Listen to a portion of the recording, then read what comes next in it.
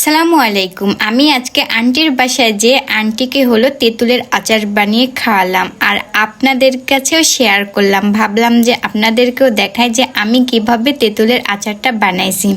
তো সবাই কেমন আছেন? আশা করি সবাই ভালো আছেন। তো চলেন আজকে আমার এই টক ঝাল মিষ্টি স্বাদের তেঁতুলের রেসিপিটা দেখা যাক। তো প্রথমে এখানে আধা কেজির মতন তেঁতুল নিয়ে আমি পানি দিয়ে একদম ভালো করে মুথে নিলাম।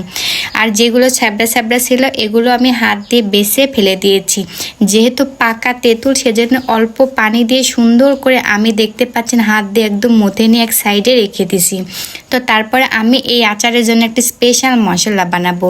সেটার জন্য আমি দিয়েছি এখানে হলো 4 থেকে 5টি শুকনা মরিচ আর দিয়েছি 2 চামচের মতন দিয়েছি আমি পাঁচফোড়ন দিয়ে একদম আমি হালকা আঁচে সবগুলো ভেজে নিলাম। তো ভাজার পরে আমি এগুলো অন ক্যামেরায় বেটে নিয়েছি।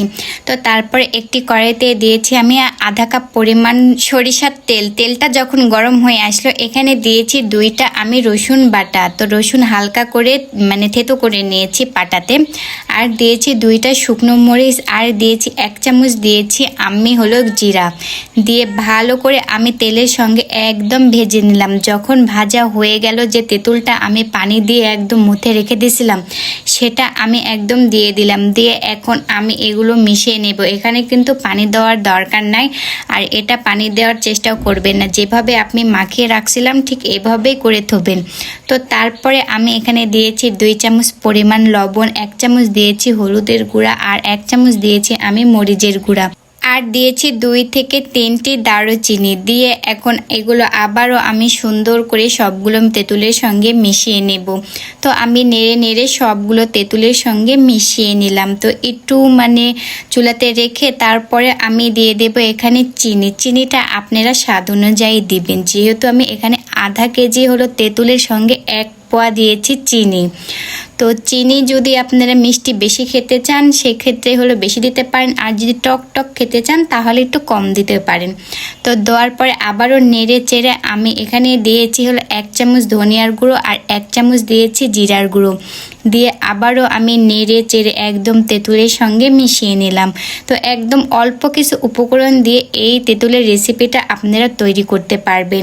আর ওই যে আমি শুকনা মরিচ আর হলো পাঁচফোড়ন আমি ভেজে রাখছিলাম সেটা আমি গুঁড়ো করে নিয়েছি, সেটা দিয়ে দিলাম একদম সব শেষে। তো সব শেষে দিয়ে আমি নেড়ে চেড়ে একদম যখন শুকনো শুকনো হয়ে আসলো তখন এই তো দেখতে পাচ্ছেন কত সুন্দরভাবে কালারটাও হয়ে আসলো, একদম শুকনো শুকনো হয়ে একদম পেন থেকে উঠে আসতেছে।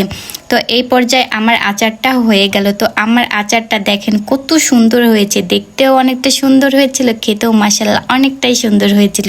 তো আচারটা কেমন হয়েছে আমার আন্টির মুখ থেকেই শোনেন। আন্টি লাও তোমার জন্য একটা জিনিস।